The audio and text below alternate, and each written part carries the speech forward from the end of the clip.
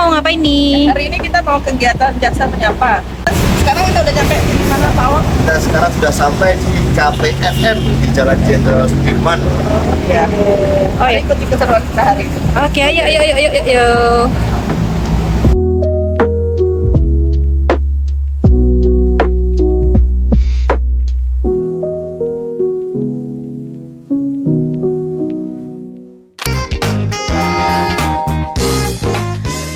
KPFM, informasi, hiburan, dan solusi. Pendengar KPM memasuki interval yang ketiga di Jurnal Nusantara. Dan seperti tadi Chris sudah sampaikan bahwa di jam 9 sampai dengan jam 10 ini ada talk show bersama Kejaksaan Negeri Balikpapan, yaitu Jaksa Menyapa. Untuk tema kita hari ini yaitu penegakan hukum humanis dalam restoratif justice.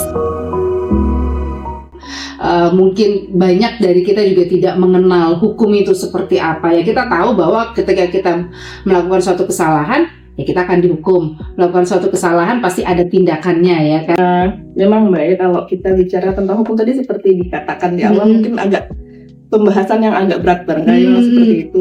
Ya karena memang dikatakan berat mungkin karena masyarakat ini kurang memahami hukum. Menjadi berat karena kita tidak kenal dengan hukum tersebut. Oke, di sini juga kami hadir agar masyarakat ini lebih mengenal hukum, karena kami punya jargon nih sebelumnya. Kenali hukum untuk menjauhi hukuman. Oh, kenali hukum untuk menjauhi hukuman. Kenali hukum, jauhi hukuman. Padahal kalau kita kenal harusnya lebih dekat ya. Iya, tapi kalau hukuman kenal dekat dengan hukum, iya, tapi dekat dengan hukuman jangan. Nah, tapi banyak sekali istilah, banyak sekali step-step yang harus dilakukan dalam ranah hukum ini sendiri. Nah, ini salah satunya yang akan kita kenali, yaitu restoratif justice, ya kan? Mungkin kita mengawalinya dengan definisi dulu kali ya. Restoratif justice itu seperti apa gitu? Tadi bicara tentang restoratif justice. Restoratif justice atau keadilan restoratif ini adalah memang kalau dikatakan paradigma baru, mungkin ya paradigma baru. Karena sebelumnya yang kita kenal hukum itu adalah sifatnya seperti pembalasan. Jadi kalau ada yang melakukan kejahatan maka akan dibalas dengan mungkin pidana penjara atau pidana lainnya, pidana denda dan lainnya. Restoratif justice ini apa?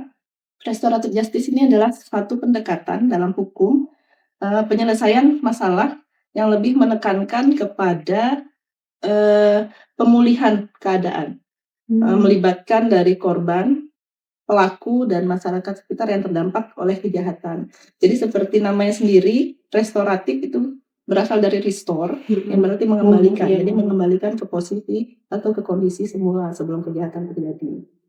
Semua kasus itu bisa masuk dalam restoratif justice. Jadi dalam hal restoratif justice itu sebenarnya tidak bisa semua perkara kita melakukan restoratif justice. Salah satu contohnya adalah perkara terkait dengan perlindungan anak. Kemudian terkait dengan makar.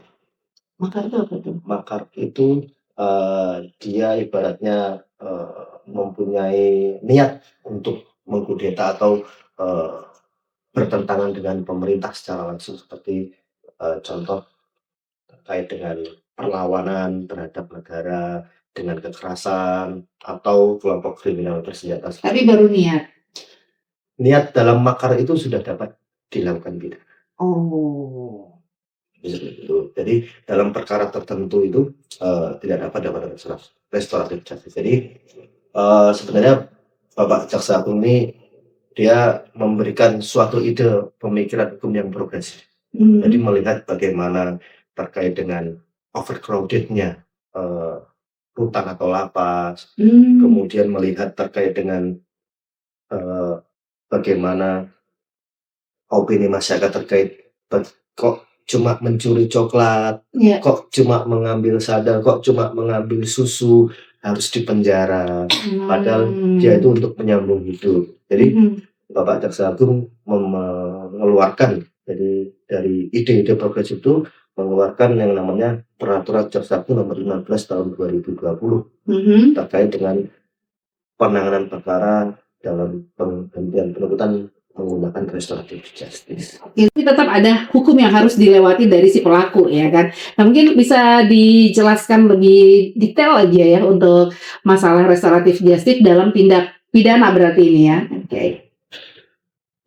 Jadi terkait dengan kenapa perlindungan anak atau kekerasan terhadap anak ini tidak dapat diadili, dalam konteks ini kekerasan ataupun ancaman kekerasan dilakukan dengan tujuan adalah untuk tahapannya itu atau dalam hal seksual itu tidak dapat dilakukan restoratif justice karena begini, kita pun sudah meratifikasi terkait dengan perlindungan anak yang diakui di dalam seluruh dunia. Jadi anak itu harus dilindungi baik di dalam keluarga maupun di kalangan masyarakat. Karena masa depan suatu negara itu adalah anak-anak itu sendiri. Jadi kalau kita tidak menjaga anak-anak itu sendiri, maka negara pun akan terjadi chaos nanti. Yang kedua terkait dengan hilangnya nyawa seseorang dalam konteks dia melakukan dengan sengaja, kemudian dengan perencanaan, meskipun kita ataupun keluarganya itu legowo atau ikhlas, tapi prosesnya harus tetap berjalan karena dalam konteks dia menghilangkan dengan sengaja, berbeda dengan kelalaian.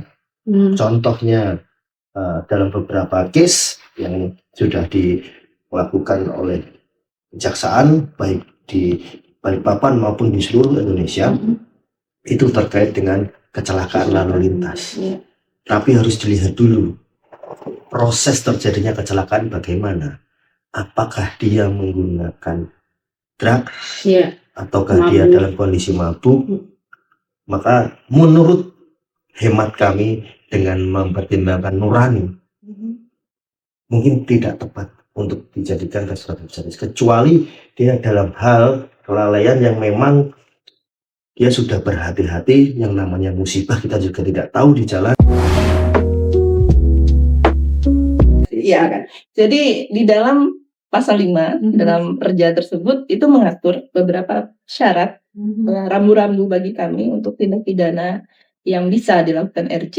Itu yang pertama adalah pelaku ini baru pertama kali melakukan tindak pidana. Iya. Ini wajib dipenuhi. Dia baru pertama kali melakukan tindak pidana.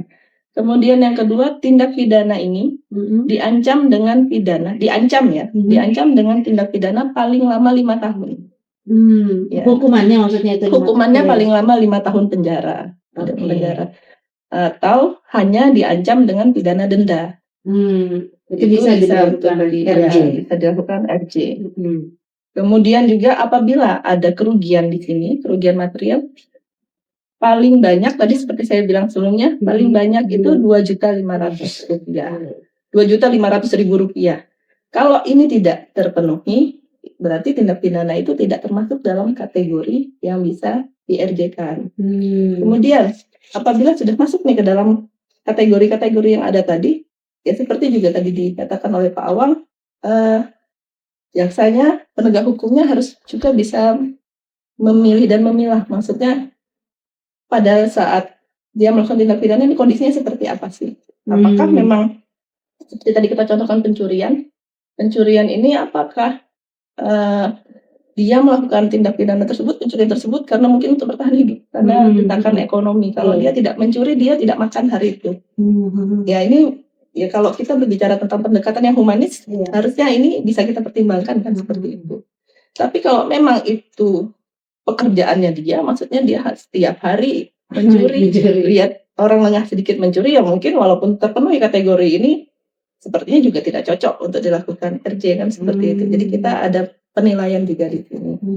Apa namanya? Keadilan restoratif adalah sebuah tanggapan terhadap tindak pidana yang berpusatkan pada korban, yang mengizinkan korban, pelaku tindak pidana, keluarga-keluarga mereka, dan para perwakilan dari masyarakat untuk menangani kerusakan dan kerugian yang diakibatkan oleh tindak pidana. Ini sama halnya tadi seperti yang dikatakan Pak Awang dalam rumah RJ yang ada di Manggar sana ya kan.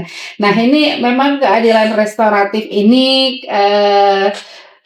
pertama mungkin di telinga kita ya kan, pertama di telinga kita dan kita merasa bahwa oh adanya restoratif justice atau RJ ini artinya kita bisa mendapatkan win-win solution. Namun tetap penegakan hukum tetap berlangsung ya kan supaya itu tadi yang korban tidak merasa lebih jadi korban lagi ya kan, dan pelaku tidak merasa bahwa oke saya bebas gitu ya kan, dan bisa mengulang lagi karena ada RJ ya kan. Jadi kembali lagi hukum tetap berlaku, hukum tetap berjalan dan hukum memang harus ditegakkan, tidak bisa dibuat mainan ya kan. Kadang-kadang kan kita berpikir bahwa ya hukum itu tidak berlaku kalau kita tidak melanggar. Ya kan. Nah, di sesi terakhir ini mungkin ada kesimpulan atau conclusionnya dari RJ ini sendiri supaya kita lebih mengenal RJ ini harusnya seperti apa dan kita pun juga tidak merasa keenakan gitu loh ya kan, karena kembali lagi hukum tidak bisa dipermainkan. Ya, dari semua yang kita bicarakan tadi, bisa kita tarik benang merahnya bahwa memang restoratif justice ini tadi adalah satu paradigma baru tadi untuk penyelesaian masalah hukum, khususnya tindak pidana, di mana yang menitik beratkan pada pemulihan hak-hak atau kondisi korban sebelum terjadinya tindak pidana, kemudian juga berupaya untuk membuat pelaku menjadi lebih baik, tidak mengulangi lagi tindak pidananya, dan memberikan dampak positif bagi masyarakat. Dan juga untuk masyarakat itu sebagai menjadi contoh untuk tidak melakukan hal yang serupa. Tapi perlu diingat tadi bahwa RJ ini tidak bisa dilakukan secara serampangan. Ada syarat-syarat yang memang harus dipenuhi dan ada juga wise yang harus dinilai oleh penegak hukum, terutama yang kita bicarakan ini adalah jaksa. Jadi sebenarnya RJ ini solusi dari masalah, tapi bukan solusi dari setiap masalah. Karena RJ ini kita terbatas dan limitatif. Jadi pesan saya terhadap masyarakat, kenali hukum, jauhi hukuman. Kami akan siap membantu, akan siap melaksanakan tugas dalam hal penegakan hukum yang humanis. Karena di atas hukum itu masih ada nurani yang harus kita jadikan patokan. Pak Awang dan juga Ibu Tina dari Kejaksaan Negeri Balikpapan, kita berbicara sedikit tadi mengenai restoratif justice.